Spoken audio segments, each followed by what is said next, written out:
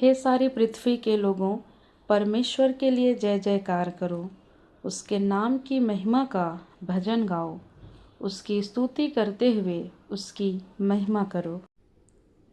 आइए हम आज की आराधना परमेश्वर पिता, परमेश्वर पुत्र और पवित्र आत्मा के नाम से प्रारंभ करते हैं। आमीन।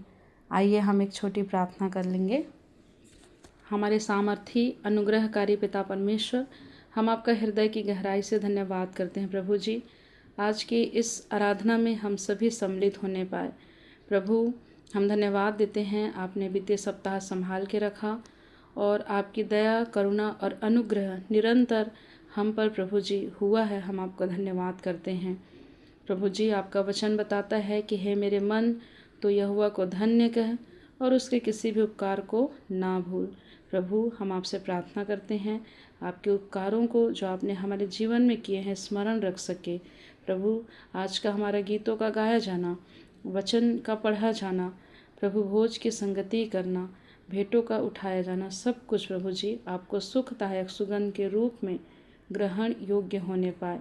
आगे की आराधना को हम आपके हाथों में सौंपते हैं और धन्यवाद के साथ विनती प्रभु यीशु मसीह के नाम से मांगते हैं। आमीन। आइए हम प्रभु की महिमा में गीत गा लेंगे। स्तुति के गीत में से 23 नंबर, परम पवित्र त्रैक परमेश्वर। परम पवित्र त्रैक परमेश्वर आ प्रभु आइए।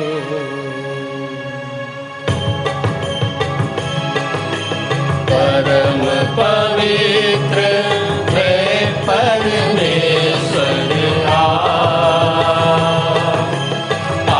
प्रभु आइए। परम पवित्र त्रैक परमेश्वर आ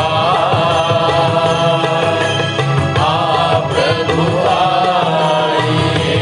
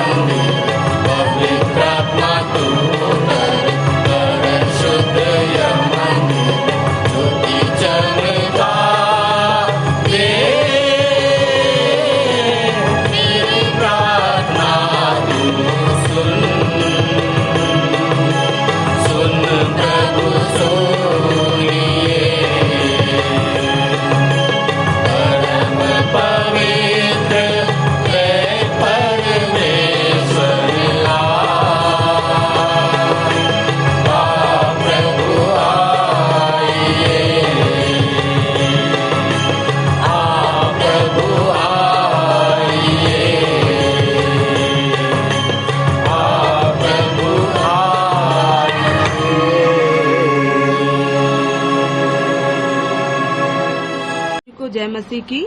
मेरा नाम राजनंदनी लासरे है। मैं इमली भाटा कलेसिया से हूँ। आप सभी को जय मसीह की। मेरा नाम सुमन लासरे है। मैं इमली भाटा कलेसिया की हूँ। आइए हम उत्तरवादी की रीति से पढ़ लेंगे फिलिपियो उसका पहला अध्याय 1 से लेकर अंतिम पद तक। पहला पद मैं पढ़ूंगी और दूसरा पद बहन के साथ आप सभी पढ़ लेंगे, जो पाया जाता है नए नियम की पुस्तक के पृष्ठ क्रमांक 299 में, जो इस प्रकार है। मसीह यीशु ने दास पौलुस और तिरमिथियुस की ओर से मसीह में उन सब पवित्र लोगों को जो अध्यक्षों और सेवकों सहित फिलिप्पी में रहते हैं, हमारे पिता परमेश्वर और प्रभु यीशु मसीह की ओर से तुम्हें अनुग्रह और शांति मिले। जब कभी मैं तुम्हें स्मरण करता हूँ, अपने परमेश्वर को धन्यवाद देता हूँ तथा आनंद के साथ तुम्हारे लिए सदा प्रार्थना करता हूँ, क्योंकि पहले ही दिन से आज तक तुम सुसमाचार में मेरे सहभागी रहे हो। मुझे इस बात का निश्चय है कि जिसने तुम में भला कार्य आरंभ किया है, वही उसे मसीह यीशु के दिन तक पूर्ण भी करेगा। तुम्हारे विषय में ऐसा विचार करना मेरे लिए सर्वथा उचित है, क्योंकि तुम मेरे मन में बसे हो, इसलिए कि तुम सब मेरी कैद में सुसमाचार की रक्षा और उसके पुष्टिकरण में मेरे साथ अनुग्रह के सहभागी हो। परमेश्वर इस बात में मेरा साक्षी है कि मैं मसीह यीशु के प्रेम से तुम सब के लिए कितनी लालसा करता हूँ। मेरी प्रार्थना यही है कि तुम्हारा प्रेम सच्चे ज्ञान और पूर्ण समझ सहित निरंतर बढ़ता जाए, जिससे कि तुम उन बातों को जो सर्वोत्तम है अपना लो और मसीह के दिन तक पूर्णता सच्चे और निर्दोष बने रहो। धार्मिकता के फल से जो यीशु मसीह के द्वारा प्राप्त होता है, परिपूर्ण होते जाओ, जिससे परमेश्वर की महिमा और स्तुति होती रहे।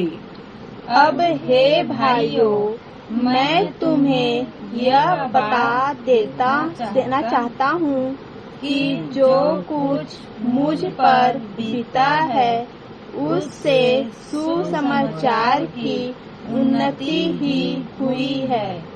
यहाँ तक कि कैसर के अंगरक्षकों एवं अन्य सब लोगों में यह बात प्रकट हो गई है कि मैं मसीह के लिए कैद में हूँ।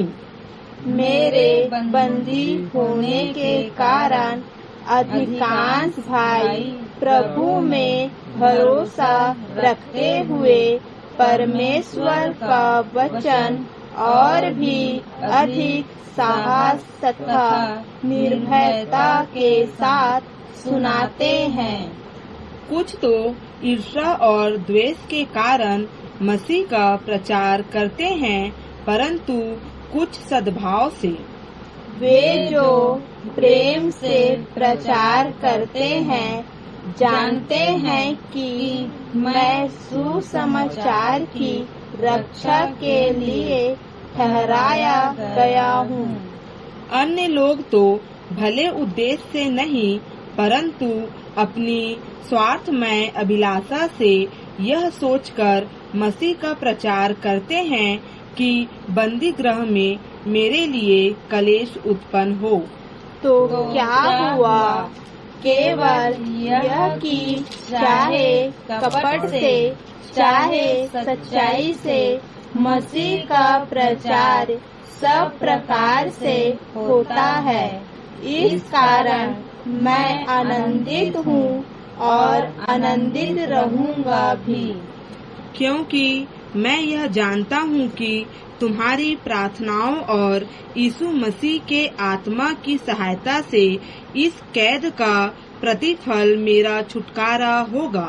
मेरी हार्दिक आशा और अभिलाषा यह है कि मैं किसी बात में लज्जित ना हूँ, परंतु जैसे पूरे साहस से मसीह की महिमा मेरी देह से सदा होती रही है, वैसे ही अब भी हो, चाहे मैं जीवित रहूं या मर जाऊं।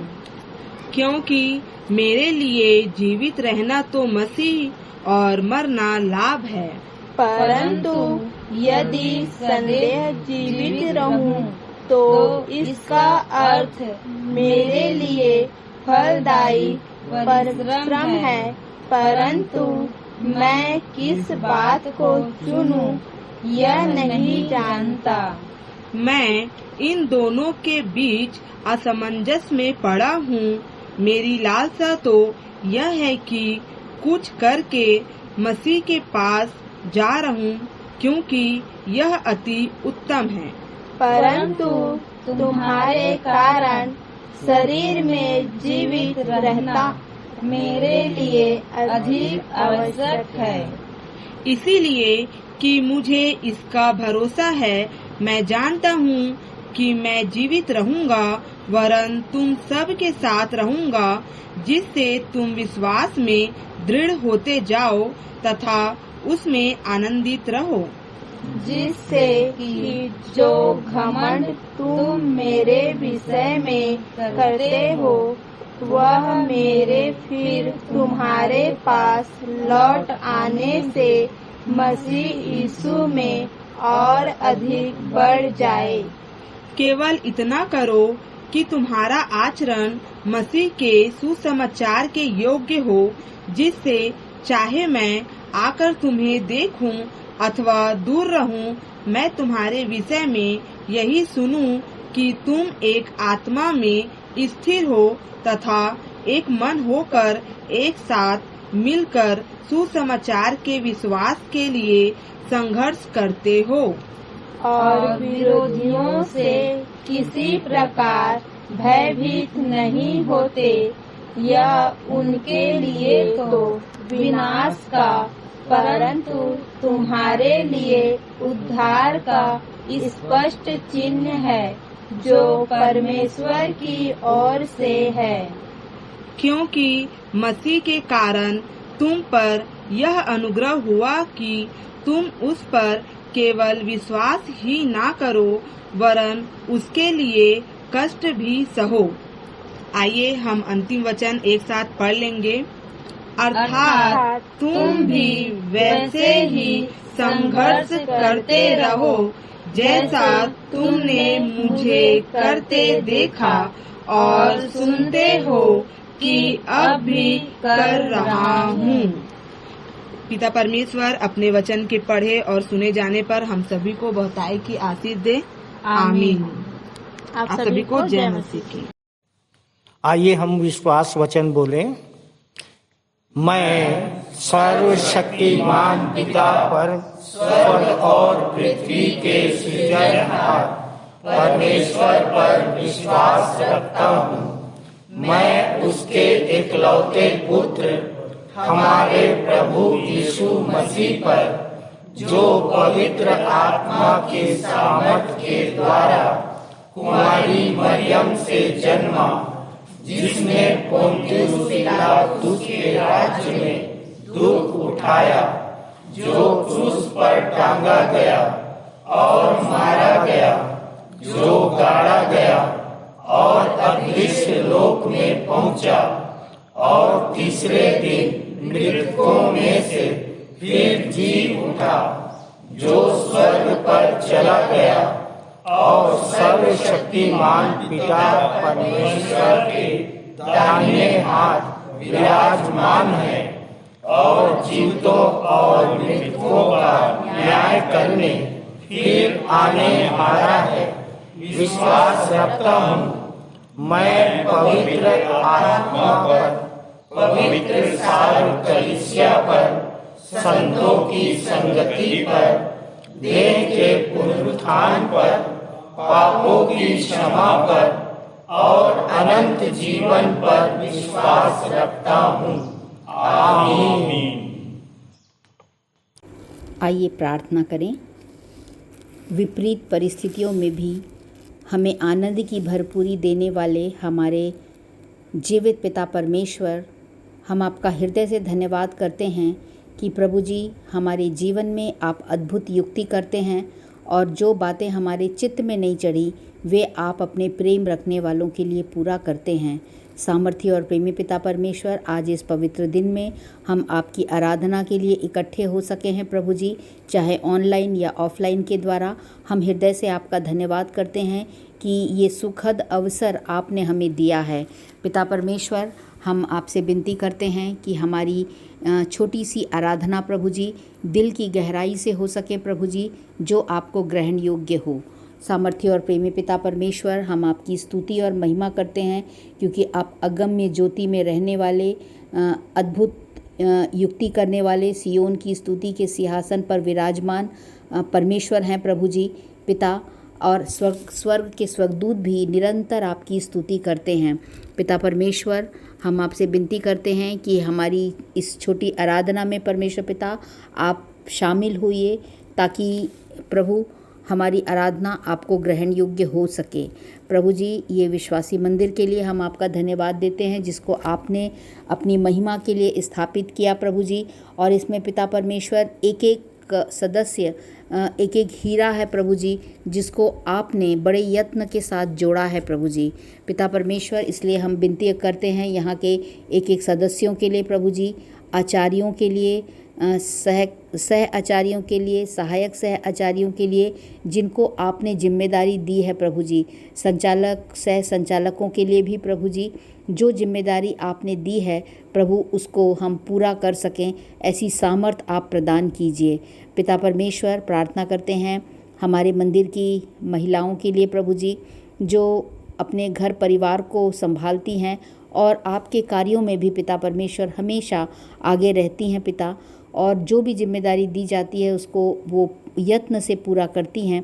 उन सबों को बहुत आशीष दीजिए और भी अपनी बल और शक्ति और अपने दर्शन प्रकाशन से परिपूर्ण कीजिए। उसी प्रकार प्रभु जी जवानों के लिए विशेष प्रार्थना करते हैं। ये ऐसे समय होते हैं प्रभु जी जब संसार उनको अट्रैक्ट करता है, परंतु प्रभु जी आपका वचन उनके जीवन में विजयी हो सके पिता, और होने दीजिए प्रभु जी कि वो आपके वचन के अनुसार चलने वाले बने। उसी प्रकार हमारे यहाँ के बालक जो हैं पिता, उनको भी सही गाइडेंस मिल सके और वो भी निरंतर आपके चरणों पर बने रहें पिता। हमारा संडे स्कूल संचालित नहीं हो पा रहा है, परंतु आगे चल के हम विश्वास करते हैं कि प्रभु जी ये हमारा संडे स्कूल भी अच्छे से चल पाएगा। बीते दिनों में VBS संपन्न हो सका प्रभु जी, उसके लिए आपका हृदय से धन्यवाद करते हैं। प्रभु जी, हम प्रार्थना करते हैं अपने देश के लिए प्रभु, क्योंकि इस देश में आपने हमें रखा है और हम यहाँ पर बड़े शांति के साथ रहते हैं प्रभु जी पिता। हम विनती करते हैं जो विरोध प्रभु यहाँ पर हो रहा है, और हम देख रहे हैं पिता परमेश्वर, सुनते हैं कि कितने सारे पादरी पास्टर्स लोग मारे जा रहे हैं प्रभु जी पिता, बहुत से लोग सताए जा रहे हैं प्रभु पिता परमेश्वर, लेकिन आपने हमें नहीं छोड़ा है, क्योंकि आपने हमसे प्रतिज्ञा की है कि न मैं कभी तुम्हें छोड़ूंगा और न त्यागूंगा। प्रभु जी, होने दीजिए कि हमारा भरोसा आपके ऊपर बना रहे, और प्रभु कितना भी हमें प्रताड़ना मिले, हम आपकी राहों से अलग ना होने पाए प्रभु जी। पिता परमेश्वर, होने दीजिए कि हमारे देश को जो संचालित करते हैं प्रभु, हमारे मंत्रिमंडल के नेताओं को प्रभु जी आप ज्ञान, बुद्धि और समझ दीजिए कि पिता इस देश का संचालन आपकी आत्मा के द्वारा कर सकें। और इन दिनों में प्रभु जी जब बहुत सारी चीज़ों की कमी हो गई है पिता परमेश्वर, हमारे देश में महंगाई बढ़ रही है पिता, पेट्रोल की कमी है, डीजल और गैस की कमी है पिता परमेश्वर, इन सारी बातों में प्रभु जी आप हमारे संग हैं, और आप प्रभु जी अपने लोगों को संभालेंगे प्रभु जी, क्योंकि धर्मी को कभी भी टुकड़े मांगते हुए नहीं देखा है, ऐसा आपका वचन हमें बताता है प्यारे प्रभु जी। इसलिए हम डरने और घबराने वाले ना बने। हम प्रार्थना करते हैं प्रभु जी पूरे विश्व के लिए, जहाँ पर कि एक प्रभु भय का माहौल है, युद्ध छिड़ा हुआ है परमेश्वर पिता। देश देश के लोग आपस में डर रहे हैं, चढ़ाई कर रहे हैं एक दूसरे के ऊपर प्रभु जी। और पिता परमेश्वर, हम विनती करते हैं केवल आपकी आत्मा ही है जो संभाल सकती है प्रभु जी। इसलिए पिता परमेश्वर आप सहायता कीजिए पिता। जितने भी प्रभु विश्व के बड़े बड़े नेतागण हैं, उन सब के मनों में आप अपना कार्य कीजिए पिता, ताकि पूरे विश्व में एक शांति का माहौल स्थापित हो सके। प्रार्थना करते हैं प्रभु जी बीमारों के लिए, उनको अपनी चंगाई दीजिए। जो शैतानी शक्तियों से सताए हुए हैं उनको भी चंगाई दीजिए पिता। और हम प्रभु जी निरंतर आपके प्रति धन्यवादित रह सकें। प्रभु जी हम धन्यवाद देते हैं अपने संचालक जी के लिए, जो हमेशा आपके वचनों के द्वारा प्रभु हमें प्रोत्साहित करते हैं। उनको और उनके परिवार को भी आपकी बहुत आयत की आशीष मिले प्रभु जी। फिर से एक बार पिता परमेश्वर अपना समर्पण आपके हाथों में करते हैं। शेष आराधना को आपके सर्वशक्तिमान हाथों में सौंपते हुए विनती यीशु मसीह के नाम से मांगते हैं, आमीन। आप सभी को जय मसीह की। मेरा नाम सहायक आचार्य डॉक्टर रुक्मणी गेंदले है। मैं परमेश्वर पिता का धन्यवाद करती हूँ। मैं अपने अगुओं का हृदय से धन्यवाद करती हूँ कि उन्होंने मुझे यह सुंदर अवसर दिया कि आज के वचन को मैं आप लोगों के सामने रख सकूं। जैसा कि प्रियो, मुझे बीते सप्ताह विषय दिया गया था, जिससे अपमान में आनंद आता है, परमेश्वर को वह भाता है। और यह विषय आधारित है प्रेरितों के काम 5 और उसके 40 से 42वें पद पर आधारित यह विषय है। तो प्रियो, मनुष्य का जो स्वभाव होता है वह सम्मान चाहता है। हर व्यक्ति चाहता है कि लोग उसकी प्रशंसा करें, उसका आदर करें और उसे ऊंचा स्थान दें। परंतु प्रियो, परमेश्वर का राज्य संसार के इस सिद्धांत से भिन्न है। संसार कहता है कि अपने आप को बड़ा बनाना ही महानता है, लेकिन परमेश्वर के वचन के अनुसार अगर हम देखें तो जो अपने आप को दीन करता है वही बड़ा है। तो प्रियो, अपमान क्या है? अपमान, तिरस्कार, अस्वीकृति, यह एक दूसरे के अपरियाची शब्द हैं। और यहाँ पर मैं आप लोगों को बताना चाहूँगी प्रियो कि अपमान में आनंद लेना ये एक विरोधाभासी शब्द है कि शायद ही इस दुनिया में कोई व्यक्ति होगा जिसको अपमान में आनंद होता होगा। परंतु यहाँ पर आत्मिक रीति से अगर हम देखें तो यहाँ पर अपमान में आनंद लेने का अर्थ यह नहीं है कि मनुष्य दुख को पसंद करे, परंतु इसका अर्थ यह है कि वह परमेश्वर की इच्छा के लिए अपने सम्मान को भी त्यागने को तैयार रहे। अर्थात जब हम हर एक परिस्थिति में परमेश्वर की इच्छा को प्राथमिकता देते हैं, तब हम इस बात को सीखने पाते हैं कि कैसे अपमान में भी हम आनंदित हो सकते हैं। अपमान को सह लेना आसान नहीं होता है प्रियो, परंतु जो मनुष्य परमेश्वर के लिए अपमान सहना सीख जाता है, परमेश्वर उसे अद्भुत रीति से उपयोग करता है। हमारा जो पवित्र शास्त्र है वो ऐसे अनेक उदाहरणों से भरा पड़ा है जहाँ परमेश्वर ने उन लोगों को ऊंचा उठाया जिन्होंने अपने सम्मान से अधिक परमेश्वर की इच्छा को महत्व दिया है। मत्ती 23 उसके 12 के अनुसार अगर हम देखें तो जो कोई अपने आप को बड़ा बनाएगा वह छोटा किया जाएगा, और जो कोई अपने आप को छोटा बनाएगा वह बड़ा किया जाएगा। अर्थात प्रियो, परमेश्वर घमंड से घृणा करता है, लेकिन दीन और नम्र व्यक्ति पर अनुग्रह करता है। जब कोई व्यक्ति अपमानित होने पर भी शांत रहता है, बदला नहीं लेता, तो परमेश्वर पर शांत रहता है और परमेश्वर पर भरोसा रखता है, तब जो उसका चरित्र है वो परमेश्वर के सामने क्या बन जाता है? मूल्यवान बन जाता है। प्रियो, अपमान को सहना कमजोरी नहीं है, परंतु यह सबसे बड़ी आत्मिक शक्ति है, और इस आत्मिक शक्ति का प्रयोग करना हर व्यक्ति नहीं जानते हैं। इस अपमान को सहने का जो एक सर्वश्रेष्ठ उदाहरण हमारे बीच में है वो हमारे खुद उद्धारकर्ता प्रभु यीशु मसीह हैं। आप फिलिपियो 2 उसके 8वें पद में आप इस प्रकार से देखेंगे, जहाँ परमेश्वर का वचन इस प्रकार से बयां करता है कि उसने अपने आप को दीन किया और यहाँ तक आज्ञाकारी रहा कि मृत्यु, हाँ क्रूस की मृत्यु भी सह ली। प्रियो, अपमान सहने का जो सर्वोच्च उदाहरण है वो हमारे उद्धारकर्ता प्रभु यीशु मसीह हैं, जिन्होंने स्वर्ग की महिमा को छोड़कर पृथ्वी पर दास का रूप धारण कर लिया। लोगों ने उनका मजाक उड़ाया, उनको ठुकराया, उन पर थूका, उनके ऊपर कोड़े लगाए गए, यहाँ तक कि उनको क्रूस पर भी चढ़ा दिया। तो इन बातों को हम देख सकते हैं। परमेश्वर का इकलौता वारिस कहा गया, वो लावारिस दुख उठाकर बनाया, स्वर्ग में निवास है जो परमेश्वर के स्वरूप धर लिया मानव का रूप, ताकि हमारा उद्धार वो करा सके। क्रूस का उठाया बोझ बहाया, लहू निर्दोष मानव जाति का कर उद्धार, पिता के दाहिने हाथ जा बैठा है, पिता के दाहिने जा बैठा है। पहला पत्रस 2 उसके 23वें पद में ऐसा लिखा है कि वह गाली सुनकर गाली नहीं देता था और दुख उठाकर किसी को भी धमकी नहीं देता था, पर अपने आप को सच्चे न्याय के हाथ में सौंपता था। परंतु प्रियो, आज हम कैसा चरित्र रखते हैं? आज हम अपमान को क्या सह लेते हैं? परंतु शायद ना ही हो इसका उत्तर। परंतु प्रियो, हम देखते हैं कि यीशु ने अपमान को सहकर भी प्रेम दिखाया और आज शायद यही कारण है कि परमेश्वर पिता ने उसे सब नामों से श्रेष्ठ नाम दिया है।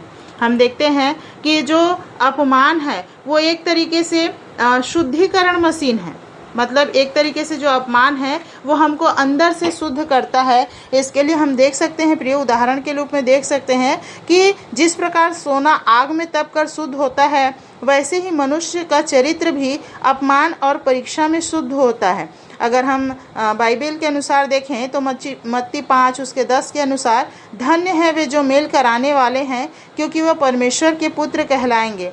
तो जब कोई व्यक्ति सम्मान पाकर भी प्रियो नम्र रहता है और अपमान पाकर भी स्थिर रहता है, तब उसमें मसीह का क्या होता है? स्वभाव प्रकट होता है। भजन संहिता 147 उसके 6वें पद में भी परमेश्वर का वचन इस तरीके से बयां करता है कि यहोवा नम्र लोगों को संभालता है और दुष्टों को भूमि पर गिरा देता है। इसके बहुत सारे उदाहरण आपको देखने के लिए मिलेंगे। विशेष रूप से हम देखेंगे कि प्रेरितों ने भी अपमान को आनंद समझा, है ना। वे प्रेरितों के काम उसके 5:41वें पद में ऐसा लिखा है कि वो इस बात से आनंदित होकर महासभा के सामने से चले गए कि हम उसके नाम के लिए निरादर होने के योग्य तो ठहरे। प्रियो, प्रेरितों को जब यीशु मसीह के नाम के कारण मारा गया तो अपमानित किया गया, तब उन्होंने दुख नहीं मनाया परंतु आनंदित हुए और क्या कहते थे? करे पत्थरवाह कोई, मारे घुसला तो कोई, आनंदित हो उस सभा से निकलना है, आनंदित हो उस सभा से निकलना है। हम बाइबल में ऐसे बहुत सारे उदाहरण देखते हैं प्रियो, जहाँ पर अपमान सहने वालों को परमेश्वर ने ऊंचा उठाया है। पवित्र शास्त्र से अगर हम देखें तो पहला पत्रस 5 उसके 6वें पद में लिखा है, इसलिए परमेश्वर के बलवंत हाथों के नीचे दीनता से रहो, जिससे वह तुम्हें उचित समय पर बढ़ाए। लिखा है प्रियो, उचित समय पर बढ़ाए। और इसका सबसे अच्छा उदाहरण मुझे यूसुफ का जीवन दिखता है प्रियो, कि कैसे उसके अपने भाइयों के द्वारा वो बेचा गया, आरोपी ठहराकर बंदी गृह में डाला गया, और परंतु कैसे उसने परमेश्वर का धन्यवाद किया। उस विपरीत परिस्थिति में भी परमेश्वर का धन्यवाद किया और परमेश्वर ने भी उसके इस धीरज का प्रतिफल ये दिया कि उसे प्रधानमंत्री जैसे ऊंचे पद पर प्रतिष्ठापित कर दिया।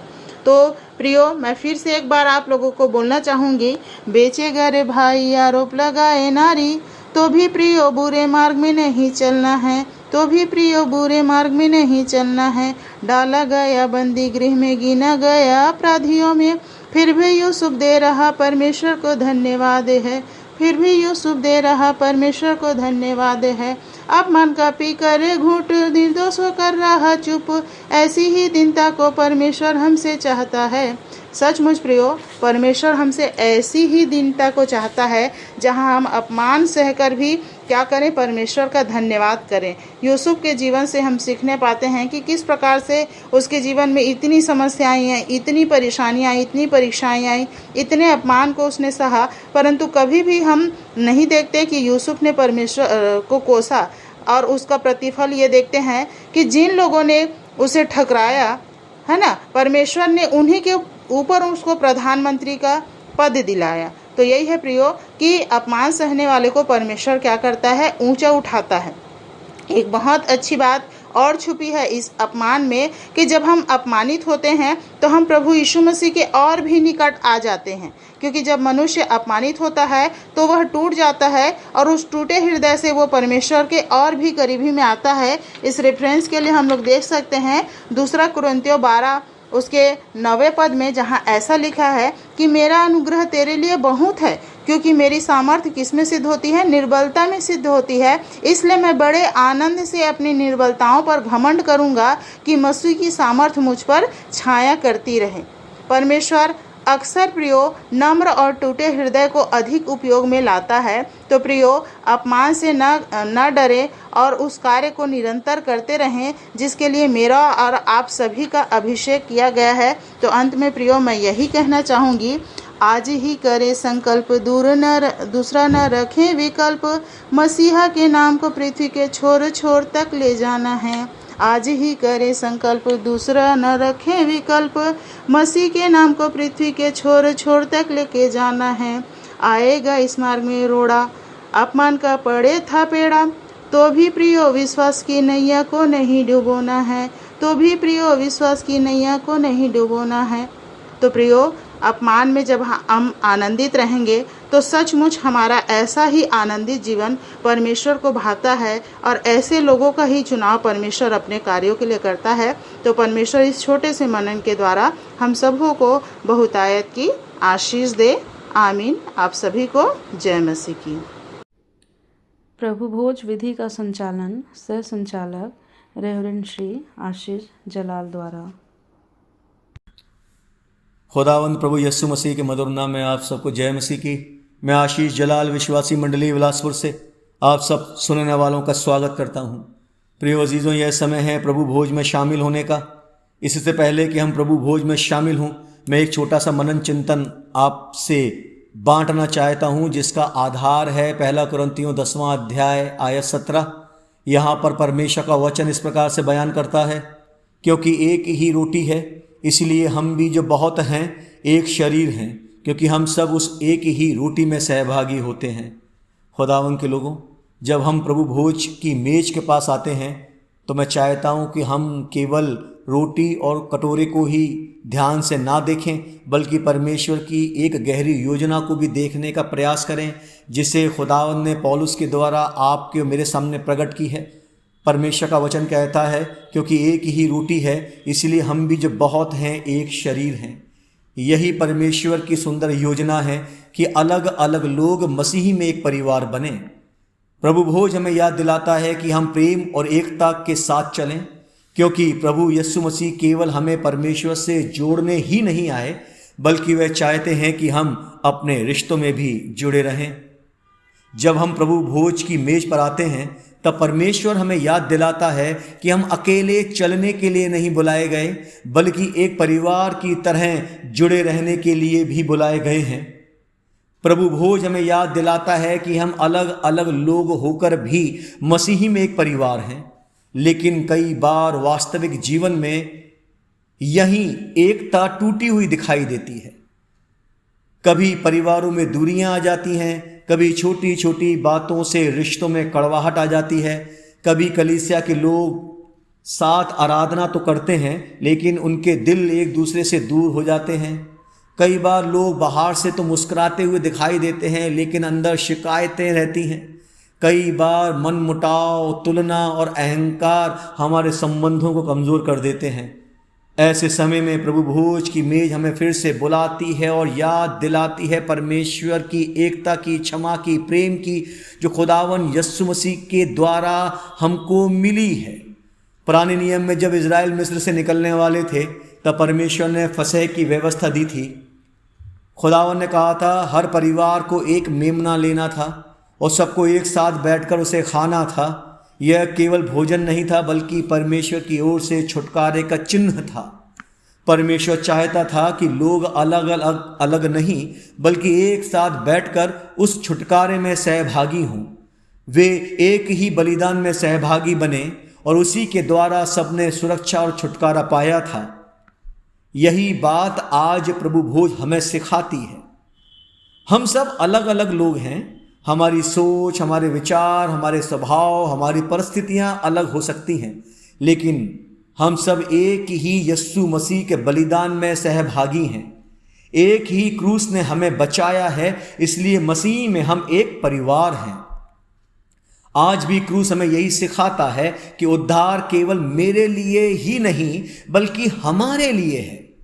जब यीशु मसीह ने अंतिम भोज किया तब उस मेज पर कौन कौन बैठे थे, कैसे लोग बैठे थे, कभी आपने गौर किया है?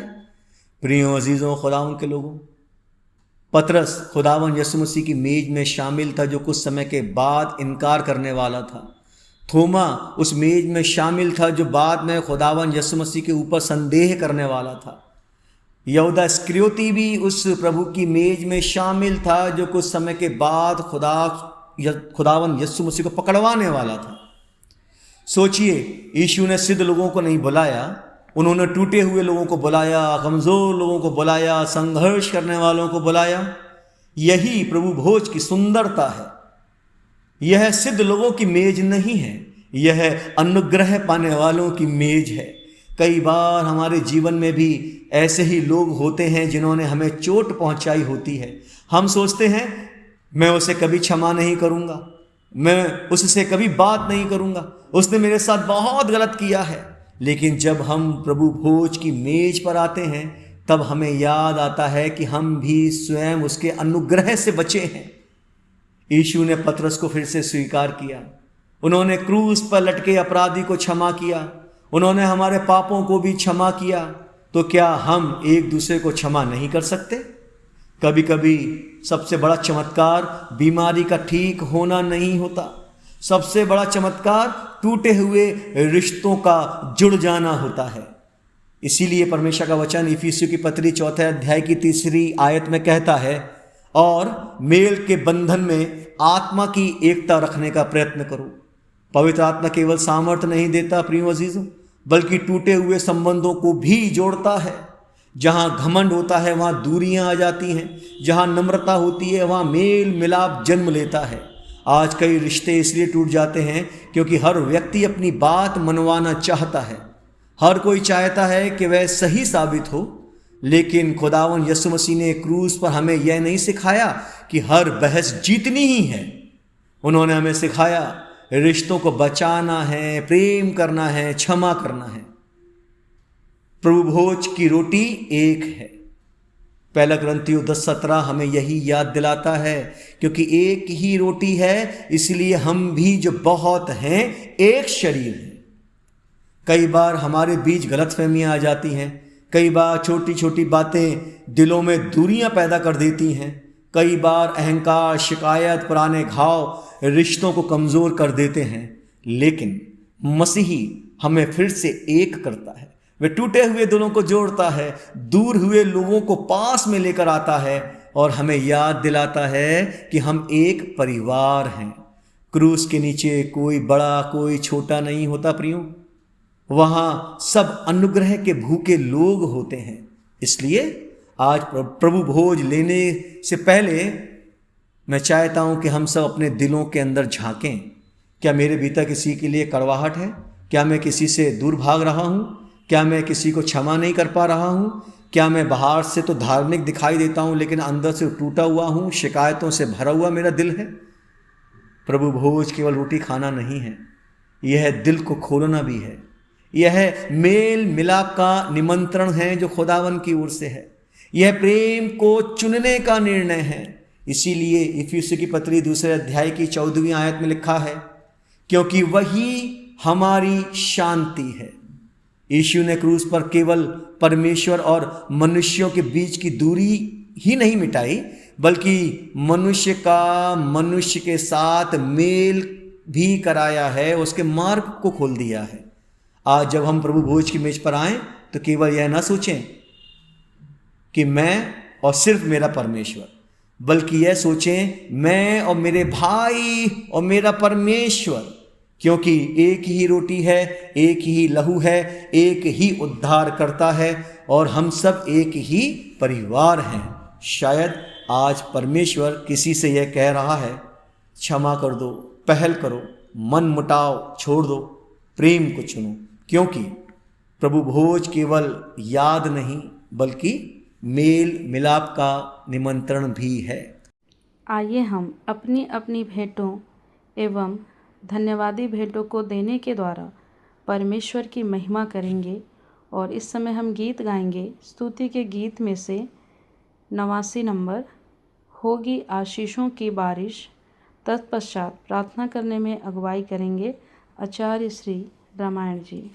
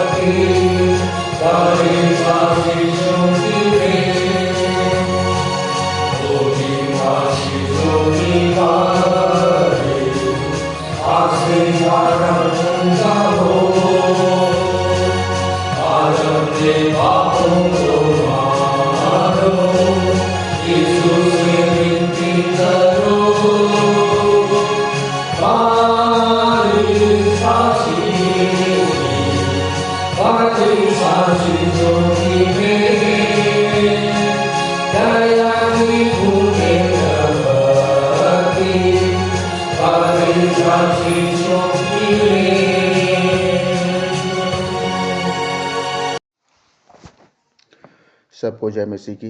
मेरा नाम आचार्य रामायण का व्रत है और मैं मल्हार से हूँ। आइए हम भेंटों के लिए प्रार्थना करते हैं। धन्यवाद धन्यवाद धन्यवाद धन्यवाद हे हमारे पिता, एक बार फिर से अपने उद्धारकर्ता यीशु मसीह के नाम से आपके पवित्र चरणों में आते हैं। धन्यवाद धन्यवाद देते हैं प्रभु, जीवन के सारे उत्तम आशीषों के लिए हम आपका धन्यवाद करते हैं। प्रार्थना करते हैं प्यारे प्रभु, हम उन भेंटों के लिए हम प्रार्थना करते हैं प्रभु जो तेरे सम्मुख प्रभु हम लाए हैं। खुदावन पिता, जितने भी भाई बहन खुदावन पिता परमेश्वर आपके महिमा में प्रभु जी जो भेंट लाए हैं प्रभु, हर एक की भेंट को प्रभु जी अपनी बड़ी दया से पिता परमेश्वर ग्रहण करना। मेरे खुदा प्रार्थना करते हैं प्यारे प्रभु, हर एक के काम धंधों में, हर एक की रोजी रोटियों पर आए के स्रोतों पर आपकी आशीष और बरकत होने पाए। प्रार्थना करते हैं प्रभु, जिन छोटे बड़े हाथों ने दिया है प्रभु, उन भेंटों को भी आशीष करना और ग्रहण करना प्रभु। जिन भाई बहनों ने पिता परमेश्वर विशेष भेंट चढ़ाए प्यारे प्रभु, अपने जन्म के दिन में या नौकरी के दिन में प्रभु, उन पर भी तेरी आशीष हो, उनकी भी भेंट प्रभु आप अपनी दया से प्रभु ग्रहण करना मेरे खुदावन पिता। हम प्रार्थना विनती करते हैं प्रभु, यह भेंट जिन हाथों में जाते हैं खुदावन पिता परमेश्वर, उन हाथों को तू आशीषित करना मेरे खुदा, कि आपके राज्य की महिमा में बढ़ती के लिए पिता परमेश्वर खर्च हो सके। हम प्रार्थना करते हैं पिता परमेश्वर, धन्यवाद देते हैं प्यारे प्रभु, जो हमने घर में रख छोड़े हैं प्यारे पिता परमेश्वर, उन पर भी तेरी आशीष हो मेरे खुदावन पिता के अच्छे काम में प्रभु हम उन्हें खर्च कर सके। ऐसे हमें सद्बुद्धि और ज्ञान दे प्यारे प्रभु। हम प्रार्थना विनती करते हैं मेरे खुदा परमेश्वर, धन्यवाद देते हैं प्रभु जी। हे पिता परमेश्वर, हम प्रार्थना करते हैं पिता परमेश्वर कि यह सब भेंट प्यारे प्रभु आपको सुखदायक सुगंध के रूप में ग्रहण योग्य होने वाले हो सके प्यारे प्रभु। हम प्रार्थना करते हैं पिता कि हमें मांद्रिक मानसिकता से बचाना, जिसमें निर्बलता में सामर्थ्य सिद्धि को प्राप्त कर सके प्यारे प्रभु। धन्यवाद देते हैं पिता, इससे बढ़कर हम अपने आप को जीवित पवित्र भाता को बलिदान कर चढ़ाने वाले हो सके।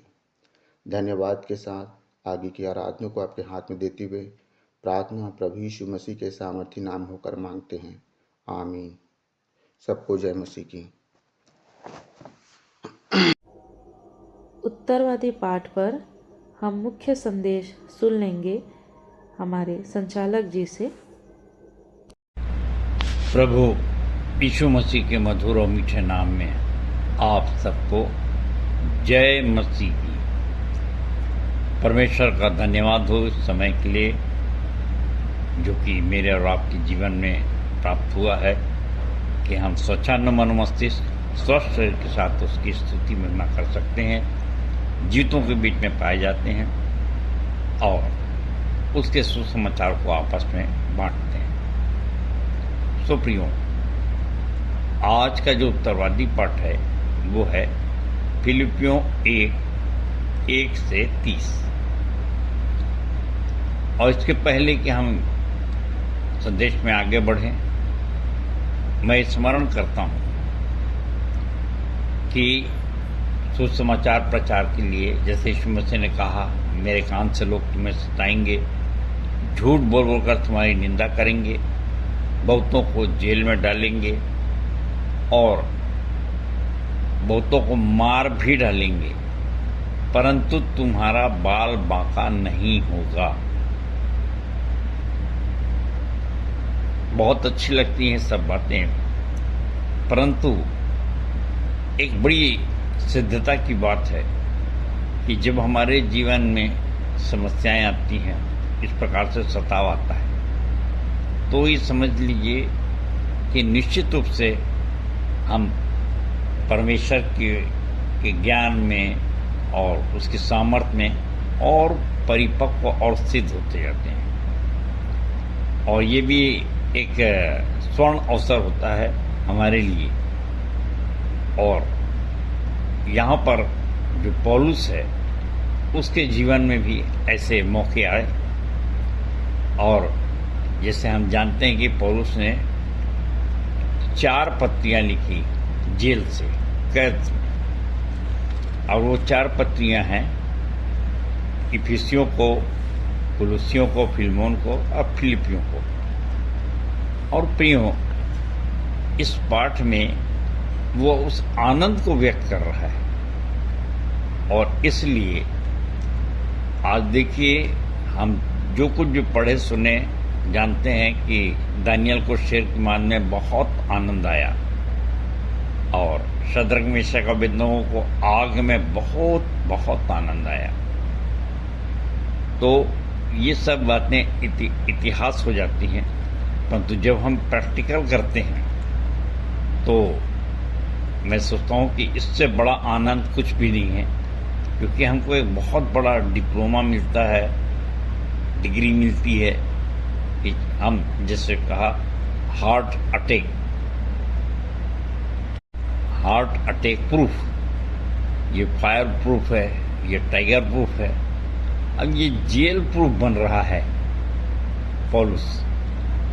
और ये मेरे और आपके लिए बहुत ही प्रेरणादायक और प्रोत्साहित करने का पाठ है।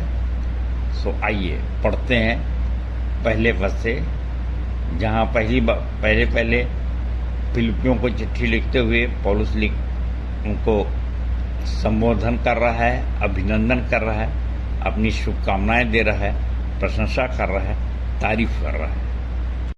मसीह यीशु के दास पौलुस और तीमुथियुस की ओर से मसीह में उन सब पवित्र लोगों को जो अध्यक्षों और सेवकों सहित फिलिप्पी में रहते हैं, हमारे पिता परमेश्वर और प्रभु यीशु मसीह की ओर से तुम्हें अनुग्रह और शांति मिले। तीसरे पद से, जब कभी मैं तुम्हें स्मरण करता हूँ, अपने परमेश्वर को धन्यवाद देता हूँ तथा आनंद के साथ तुम्हारे लिए सदा प्रार्थना करता हूँ, क्योंकि पहले ही दिन से आज तक तुम सुसमाचार में मेरे सहभागी रहे हो। मुझे इस बात का निश्चय है कि जिसने तुम में भला कार्य प्रारंभ किया है, वही उसे मसीह यीशु के दिन तक पूर्ण भी करेगा। तुम्हारे विषय में ऐसा विचार करना मेरे लिए सर्वदा उचित है, क्योंकि तुम मेरे मन में बसे हो, इसलिए कि तुम सब मेरी कैद में सुसमाचार की रक्षा और उसके पुष्टिकरण में मेरे साथ अनुग्रह के सहभागी हो। सो प्रियो, कितने आनंद की बात है कि कभी कभी हम सोचते हैं कि हमने ज़्यादा दुख उठा लिया, हम जेल गए, कैद में हमने ज़्यादा सजा पाई और बाहर लोग आनंद कर रहे हैं। हो सकता हमको थोड़ा कम पुरस्कार मिले और जो जेल गए ज़्यादा कष्ट उठा रहे हैं उनको ज़्यादा पुरस्कार मिले। पर पौलुस का प्रेम देखिए, यहाँ पर वो कहता है कि तुम मेरे बराबर के सहभागी हो। जो अनुग्रह, जो आशीष मुझको परमेश्वर से मिल रही है उसमें और या मिलेगी, उस सब में तुम सहभागी हो। तो कितने आनंद की बात है कि ये जो सहभागिता है, ये जो ब्लेसिंग्स है, ये जो पुरस्कार है, वो बराबर के बांटने की बात कर रहा है। और देखिए 12वें पद में जाते हैं, अब हे भाइयों, मैं तुम्हें यह बता देना चाहता हूँ कि जो कुछ मुझ पर बीता है उससे सुसमाचार की उन्नति हुई है।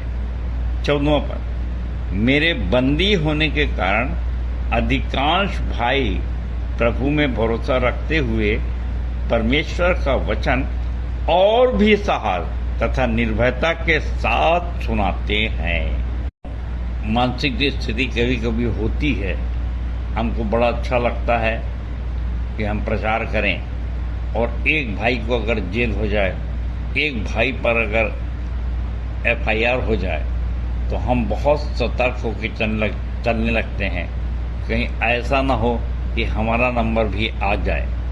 सो प्रियो, हर क्रिया की प्रतिक्रिया होती है। 2 प्रकार के लोग होते हैं। एक तो ये है कि उसकी आलोचना करते हैं कहीं ना कहीं से निकाल करके, वो ऐसा नहीं करता, उसको ऐसा नहीं करना था, उसने ऐसा बहुत ज़्यादा बोल दिया, उसको शासकों के सामने इस प्रकार से कहने के कारण से उसको कैद हुई है, जेल हुई है। तो हम कहीं न कहीं से किनारा करने का प्रयास करते हैं। तो यहाँ कुछ और स्थिति है। यहाँ पर पौलुस कहता है कि मेरे बंदी होने का अधिकांश भाई प्रभु में भरोसा रखते हुए, सबके सब नहीं, अधिकांश। और यही चीज़ मैं कहना चाह रहा हूँ कि वही अधिकांश उसके पक्ष में आ गया, उसकी तारीफ कर रहे हैं कि देखो कितने साहस के साथ वो दुख उठा रहा है। परंतु कुछ लोग इसके विपरीत भी होते हैं, जो अधिकांश में कुछ बच गए। और उसके विषय में 15वें पद से पौलुस कह रहा है, मैं आपके सामने पढ़ रहा हूँ 15 से 18। कुछ तो ईर्ष्या और द्वेष के कारण मसीह का प्रचार करते हैं, परंतु कुछ सद्भाव से। वे जो प्रेम से प्रचार करते हैं जानते हैं कि मैं सुसमाचार की रक्षा के लिए ठहराया गया हूँ। अन्य लोग तो भले उद्देश्य से नहीं परंतु अपनी स्वार्थ में अभिलाषा से यह सोचकर मसीह का प्रचार करते हैं कि बंदीगृह में मेरे लिए क्लेश उत्पन्न हो, बंदीगृह में मेरे लिए क्लेश उत्पन्न हो। यहाँ पर पौलुस उनको श्रापित नहीं कर रहा है और न ही चिट्ठी लिख रहा है कि भाई जो मुझको बदनाम करते हैं उनसे जाके तुम लड़ो झगड़ो, उनका मुंह बंद करो, परंतु इन सब बातों के लिए जो कंस्ट्रक्टिव विचारधारा है, रचनात्मक विचारधारा है, जो सिद्ध प्रेम है कि प्रेम सब कुछ सह लेता है, सबकी प्रतीति करता है और अपना ध्यान उन बातों में नहीं भटकाता कि कौन मेरी आलोचना कर रहा है, कौन मेरी तारीफ कर रहा है। क्योंकि अपन जानते हैं कि कुछ लोग स्वार्थवश तारीफ करते हैं, कुछ लोग इसलिए करते हैं कि वास्तव में प्रभु को महिमा मिले और लोग प्रोत्साहित हों। एक जेल गया, हम भी जाके जेल जाकर देखेंगे। सो प्रियो, इन बातों से परे हटके कितनी सुंदर बात यहाँ पे 18वें पद में पौलुस ने कहा, तो क्या हुआ, चाहे आलोचना करो चाहे तारीफ करो, कुछ क्या हो, तो क्या हुआ यह कि चाहे कपट से चाहे सच्चाई से मसीह का प्रचार सब प्रकार से होता है। इस कारण मैं आनंदित हूं और आनंदित रहूंगा भी। 20वां पद, क्योंकि मैं जानता हूं कि तुम्हारी प्रार्थनाओं और यीशु मसीह के आत्मा की सहायता से इस कैद का प्रतिफल मेरा छुटकारा होगा। प्रियो, हम जानते हैं कि वचन कहता है तुम्हारा हल्का सा क्लेश ढेर सारी महिमा उत्पन्न करता चला जाता है।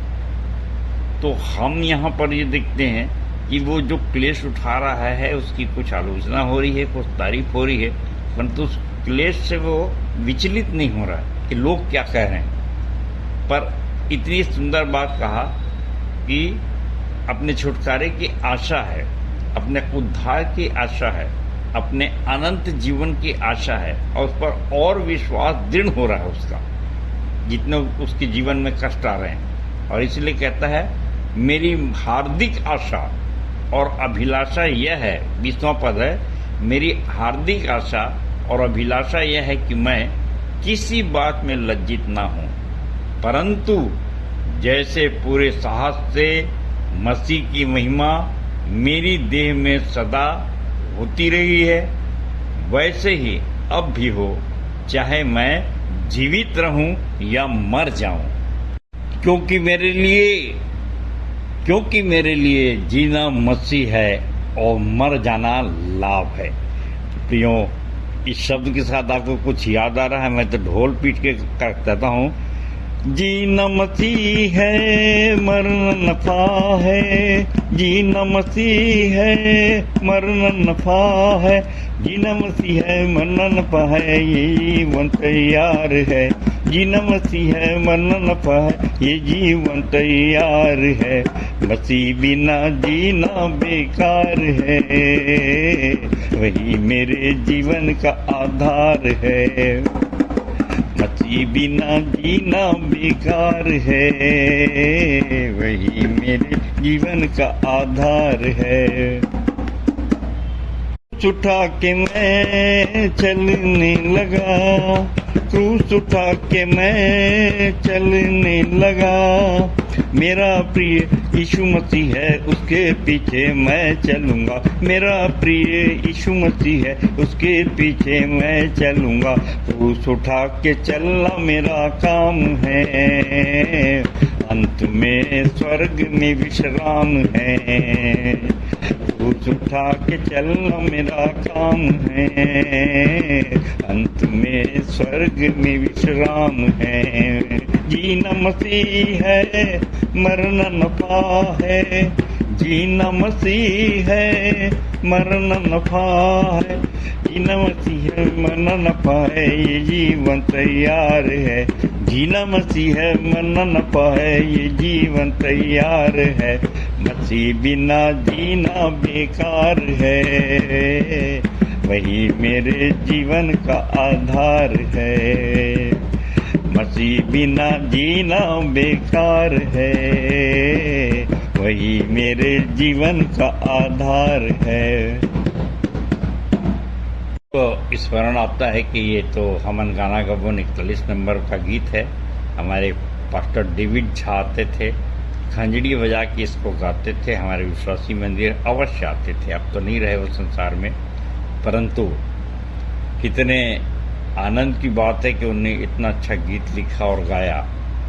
सो प्रियो, हम लोग के लिए भी बड़े आनंद की बात है कि जब हमारे जीवन में कष्ट आते हैं और खासकर इस प्रकार की जब कैद भी हो जाए तो भी कितना कितना कितना हम आनंद पा सकते हैं, जो कि संसारी गणना से भी बिल्कुल अलग है, सोच से अलग है।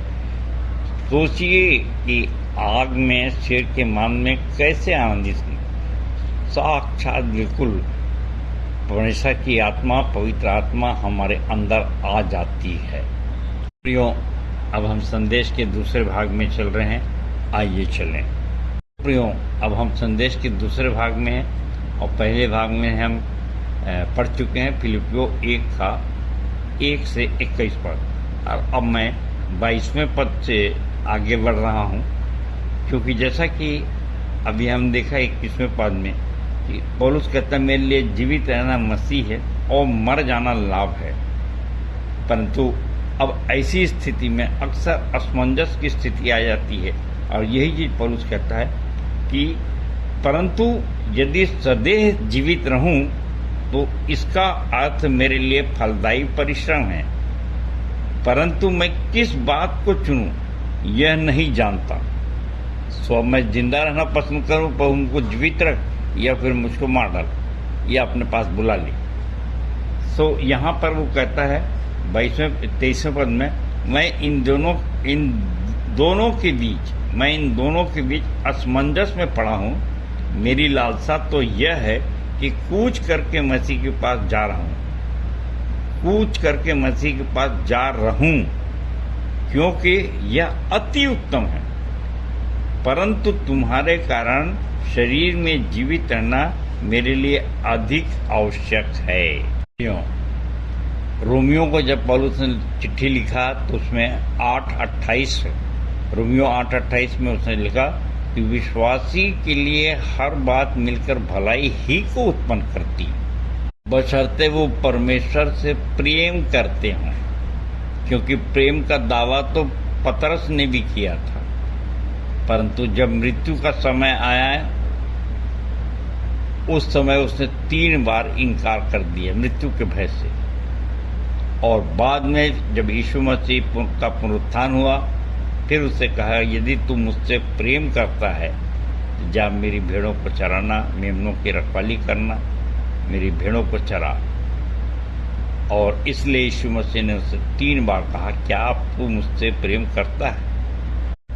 आज मेरे और आपकी शिक्षा के लिए जो संदेश मुझको आत्मा दे रहा है वो ये है कि हम जो दावा करते हैं जब तक हमारे कार्य रूप में परिणित नहीं करेंगे तो हम सिद्ध नहीं हो पाएंगे, परफेक्ट नहीं हो पाएंगे, परिपक्व नहीं हो पाएंगे। ये वही पुराना जो पतरस था उसी का प्रेम हम कर पा रहे हैं, और फिर हमको पुरस्कार भी कुछ नहीं मिलेगा। सो यदि हमको अनंत जीवन प्राप्त करना है तो निश्चित रूप से प्राण देने तक विश्वास योग्य रहना पड़ेगा, तभी जीवन का मुकुट पाएंगे। प्रियो, प्रारंभ से मैं स्मरण करता हूँ, उत्पत्ति 3:22 में ही परमेश्वर ने कहा था, यहाँ पर देखिए, फिर यहोवा परमेश्वर ने कहा मनुष्य भले बुरे का ज्ञान पाकर हम में से एक के समान हो गया है, इसलिए अब ऐसा न हो कि वह हाथ बढ़ाकर जीवन के वृक्ष का फल भी तोड़ के खा ले और सदा जीवित रहे। और अब प्रियो, पौलुस को ये अनुभूति कैसे हो गई कि जीना मेरे लिए मसीह है और मर जाना लाभ है। क्योंकि अभी अभी हमने देखा कि पतरस को ये समझ में नहीं आया था कि यीशु मसीह के साथ मरने का क्या लाभ है। परंतु बाद में जब वो वास्तव में प्रेम किया तब उसको, जैसे कि टीकाकार बताते हैं, हमारे गाना गावन में लिखा है कि भाई उसको क्रूस पर टांगा गया, परंतु उसने कहा कि मुझको उल्टा टांग दिया जाए क्योंकि मैं उसके समान नहीं दिखना चाहता। सो प्रियो, लोग मुझको उस स्पिरिट में ना देखें, क्योंकि वो एक महान आत्मा था जिसका प्रेम इतना महान था। और उसी से कुछ शिक्षित होकर के कि बाद में पतरस वगैरह से शिक्षा पा करके बाद में पौलुस आया और उससे भी ये हिया हुआ कि वो चूका नहीं, मुकरा नहीं और मर जाने के लिए भी तैयार था ताकि उस अनंत जीवन को प्राप्त कर ले। और इसके लिए प्रकाशित वाक्य 2:7 बहुत सुंदर ढंग से यहाँ पे वर्णन किया है यूहन्ना ने। और क्या लिखा है? प्रकाशित वाक्य 2:7, जिसके कान हो वह सुन ले कि आत्मा कलीसिया से क्या कहता है। जो जय पाए मैं उसे उस जीवन के पेड़ में से जो परमेश्वर के स्वर्गलोक में है फल खाने को दूंगा।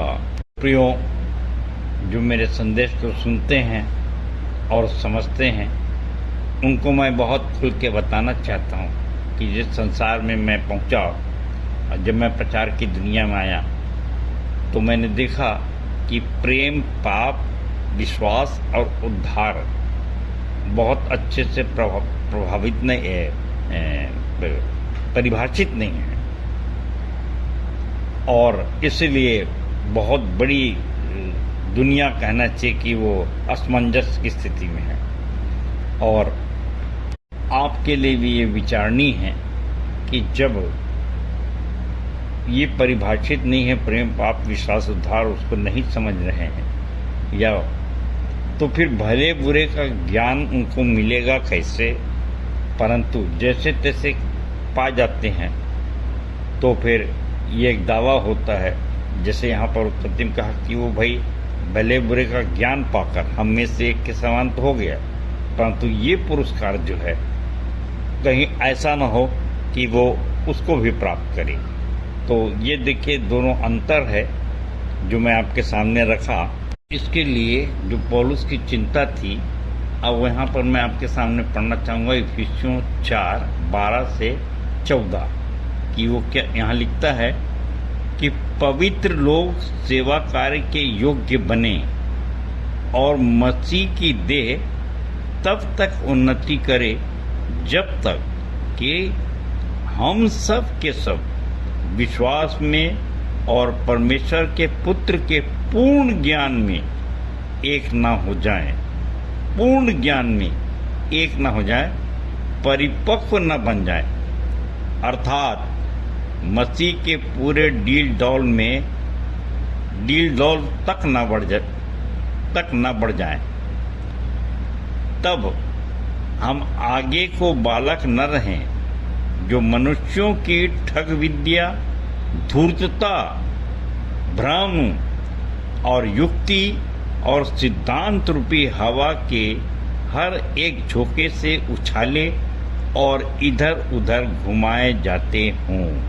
प्रियो, मैंने देखा 2 कुरिन्थियों 11:14 में पौलुस कहता है कि शैतान आविश और दूतों जैसा उज्जवल रूप धारण करता है, सो धर्म के सेवक भी अगर उसका स्वरूप धारण करें तो इसमें कोई आश्चर्य की बात नहीं, परंतु उनका अंत उनके कार्यों के अनुसार होगा, कामों के अनुसार होगा। सो प्रियो, मैंने बड़ी गंभीरता से बड़ी दूर तक समस्त धार्मिक अगुओं को देखा और किसी की आलोचना नहीं किया, परंतु जो बातें वहाँ पर चूक गई या कमी थी उनको अपने प्रियों के बीच में लाने का प्रयास किया है, ताकि ये जो लिखा है मनुष्यों की ठग विद्या, धूर्तता, भ्रम की युक्ति और सिद्धांत रूपी हवा के हर एक झोंके से उछाले और इधर उधर घुमाए न जाएं।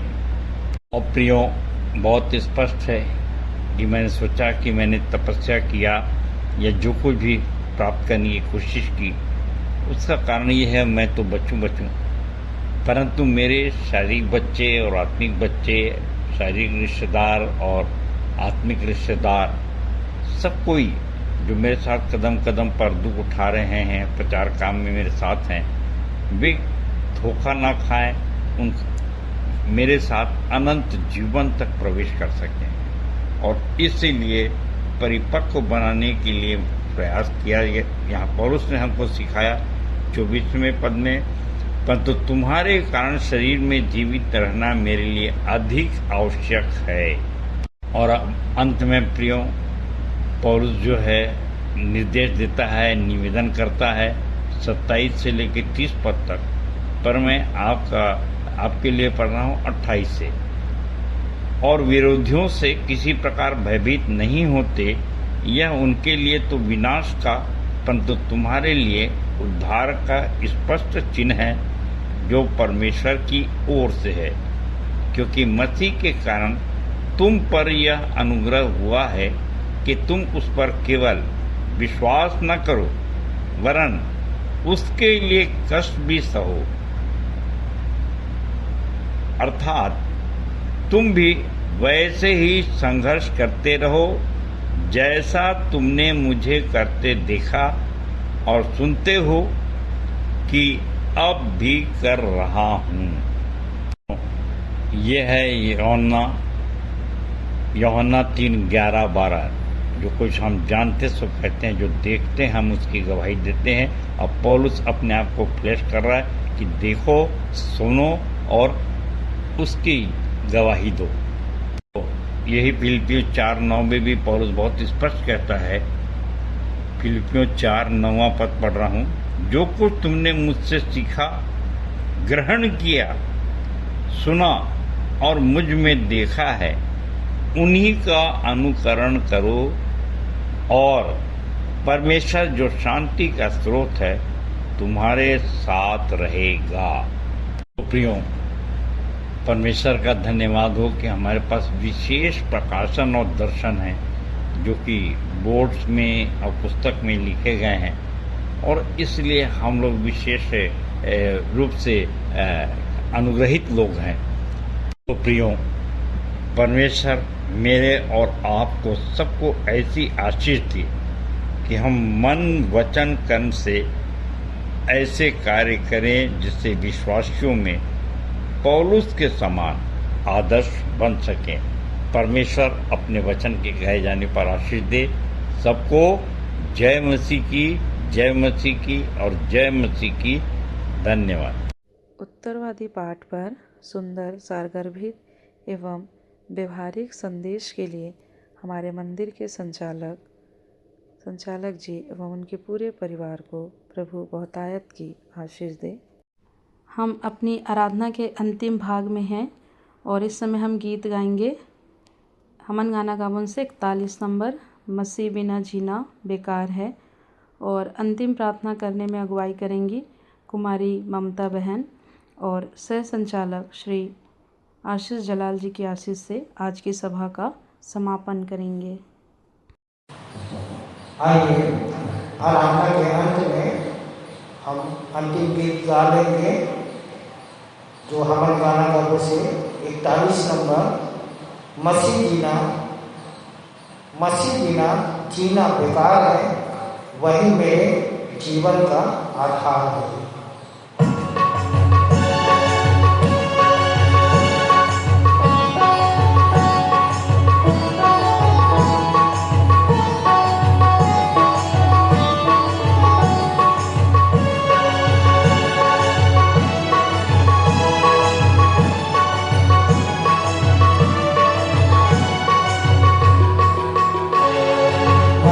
बिना जीना बेकार है, वही मेरे जीवन का आधार है।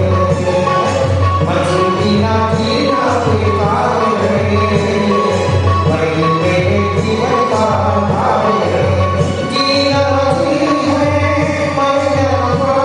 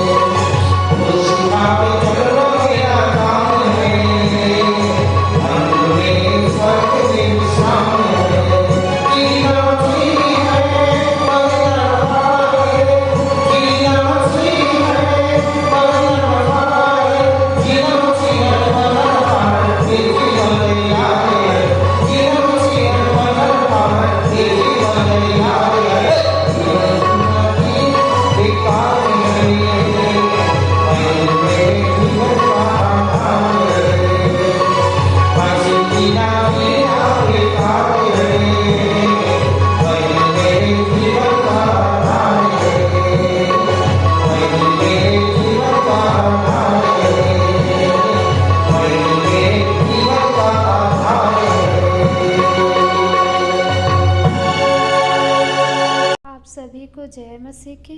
मेरा नाम कुमारी ममता सांडे है और प्रभु में आए मुझे लगभग 11-12 वर्ष हो रहे हैं। आइए हम प्रार्थना में जाएं, हाथों को जोड़े, आँखों को बंद करें और अपना ध्यान जीवित परमेश्वर की ओर लगाएं।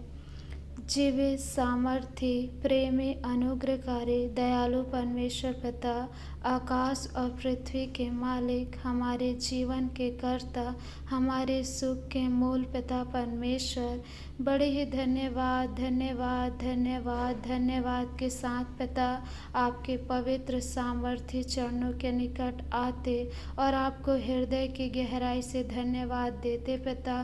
धन्यवाद देते प्रभु कि आज की हमारी आराधना में पिता आपकी पवित्र आत्मा की पाक उपस्थिति रहे पिता। इसके लिए हम आपको हृदय की गहराई से धन्यवाद देते हैं पिता। आज की हमारे गीतों का गाया जाना, वचनों का बोया जाना, प्रभु भोज में शामिल होना, भेंटों का दिया जाना, सब कुछ खुदा बाप आपको सुखदायी सुगंध के रूप में ग्रहण योग्य होने पाए पिता। प्रभु आपसे प्रार्थना करते हैं पिता, जितने खुदावंद आज तेरे भवन में पहली बार आए हैं पिता, हम आपसे प्रार्थना करते प्रभु उनकी जो भी आवश्यकताएं हैं मेरे पिता आपकी स्वर्गीय भंडार से पूरा होने पाए पिता। प्रभु वो लोग प्रभु आप जीवित सच्चे परमेश्वर को अपने जीवन में लेकर जाने वाले हो सके पिता। आपसे प्रार्थना करते प्रभु आज जो भी वचन का बीज हमारे बीच में बोया गया है पिता, वो हम में से हर एक के हृदय रूपी पटिया पर लिखाने पाए पिता, और हम तेरे वचन को लेकर प्रभु जाने वाले हो सके पिता। आपसे प्रार्थना, विनती और निवेदन करते हैं पिता, होने देना प्रभु जी कि हम जितने विश्वासी भाई बहन हैं पिता, हम सब के संग और साथ होना पिता, हम सबको बहुतायत की आशीष देना पिता। आपसे प्रार्थना करते पिता, जब हम यहाँ से अपने घरों की ओर जाते हैं प्रभु, तो आप हमारे मार्ग में रक्षा रखवाली करना पिता, कि हम सुरक्षित खुदावन अपने घरों की ओर पहुँच सके मेरे पिता। प्रभु जी सारी बातों के लिए हम आपको धन्यवाद देते पिता। प्रभु हम हर एक जन को पिता आपके हाथों में सौंपते और विश्वास करते हैं प्रभु कि आपने हमारी प्रार्थना को सुना है। सारा आदर, महिमा, गौरव, जलाल, प्रशंसा आपको देते हुए बड़े ही धन्यवाद के साथ छोटी प्रार्थना प्रभु यीशु मसीह के नाम से मांगते हैं, आमीन। आप सबको जय मसीह की। हे हमारे पिता, तू जो स्वर्ग में है, तेरा नाम पवित्र माना जाए, तेरा राज्य आए, तेरी इच्छा जैसे स्वर्ग में पूरी होती है वैसे ही इस पृथ्वी पर भी पूरी हो। हमारे दिन भर की रोटी आज हमें दे, और जैसे हमने अपने अपराधियों को क्षमा किया है वैसे ही तू भी हमारे अपराधों को क्षमा कर, और हमें परीक्षा में ना डाल परंतु बुराई से बचा, क्योंकि राज्य, पराक्रम और महिमा सदा तेरे ही हैं, आमीन।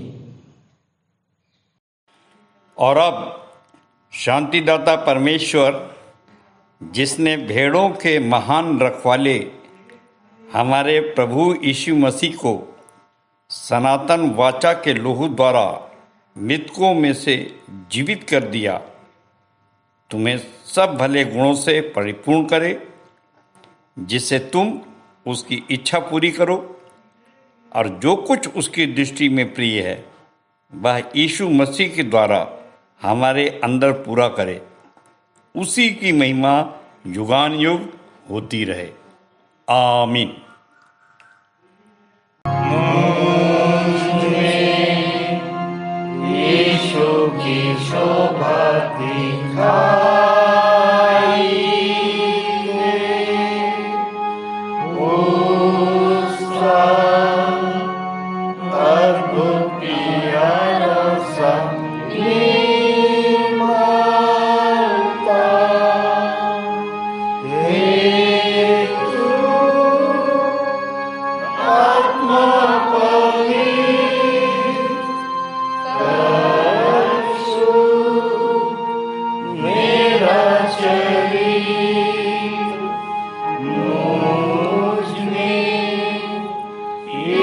की शोभा दिखाई दे।